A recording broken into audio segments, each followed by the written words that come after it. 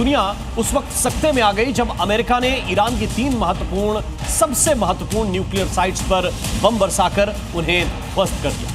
और यही वो क्षण है जब यह माना जा रहा है कि परमाणु जंग की शुरुआत हो चुकी। अमेरिका का यह कदम अचानक था या इसके पीछे कोई बहुत बड़ी रणनीति थी?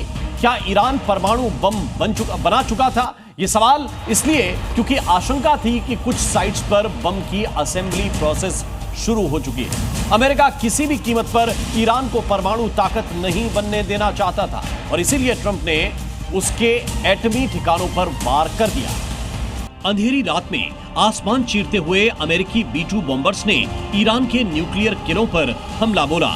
ईरान के 3 परमाणु ठिकाने फोर्डो, नतांज और इस्फहान अब इतिहास बन चुके हैं। सवाल उठता है कि क्या न्यूक्लियर वॉर शुरू हो चुका है और क्या वर्ल्ड वॉर 3 का ट्रिगर दब चुका है? तो क्या न्यूक्लियर बटन दब चुका है? अमेरिका ने हमला कर दिया है। ईरान की 3 न्यूक्लियर साइट्स को बंकर बस्टर से उड़ाया जा चुका है।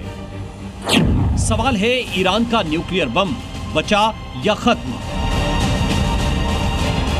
क्या अमेरिका ने वाकई ईरान का न्यूक्लियर प्लान खत्म कर दिया या असली हथियार पहले ही सीक्रेट लोकेशन में पहुंचाए जा चुके थे?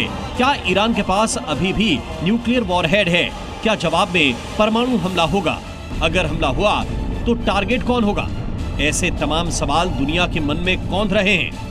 सवाल यह भी उठता है कि अमेरिका ने इतनी जल्दबाजी में ईरान पर हमला क्यों किया? तो इसका जवाब है ईरान का परमाणु प्लान, जो लगातार ट्रंप की टेंशन बढ़ा रहा था। ईरान के न्यूक्लियर प्रोग्राम की जानकारी लगते ही ट्रंप एक्शन मोड में आ गए थे। G7 समिट बीच में छोड़कर वो अमेरिका लौट आए थे। सूत्रों के मुताबिक उन्हें इंटेलिजेंस रिपोर्ट मिली थी कि ईरान के पास हथियार ग्रेड यूरेनियम मौजूद है। इससे पहले कि ईरान न्यूक्लियर बम बना ले, अमेरिका ने पहले ही हमला कर दिया। ईरान पर अमेरिका की ये प्री एम्प्टिव स्ट्राइक थी, यानी दुश्मन के हमले से पहले ही दुश्मन को तबाह कर देना। अब सवाल उठता है कि क्या ईरान के पास न्यूक्लियर बम था?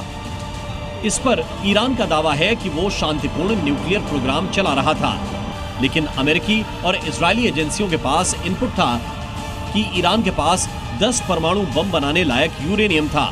न्यूक्लियर रिसर्च ने हथियार तकनीक की सीमा पार कर ली थी और इसी इनपुट के आधार पर ट्रंप ने G7 समिट से लौटने के 4 दिन के भीतर ही ईरान की 3 न्यूक्लियर साइट्स पर हमला कर दिया। तो क्या ईरान के बम और न्यूक्लियर फैसिलिटी के सामान तबाह हो गए हैं या असली बम पहले ही सुरक्षित जगह ले जाए जा चुके थे? अब सवाल ये कि ईरान के खिलाफ अमेरिका क्यों मैदान में उतरा? तो इसका जवाब भी साफ है। इजराइल अकेले इस लेवल का ऑपरेशन नहीं कर सकता था। ईरान की न्यूक्लियर साइट्स अंडरग्राउंड थीं, जिनके लिए B-2 बॉम्बर और बंकर बस्टर बम जरूरी थे। अब मूल सवाल कि क्या वर्ल्ड वॉर 3 शुरू हो चुका है? एक तरफ रूस यूक्रेन युद्ध चल रहा है और दूसरी तरफ ईरान और इजराइल जंग जारी है। ऐसे में इजराइल की पीठ पर हाथ रखते हुए अमेरिका ने ईरान पर सीधा हमला बोल दिया है।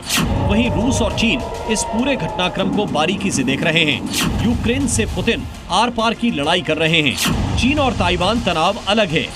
अब ईरान पर अमेरिका का हमला इस पूरी चिंगारी को शोला बना सकता है और वर्ल्ड वॉर 3 की शुरुआत कर सकता है।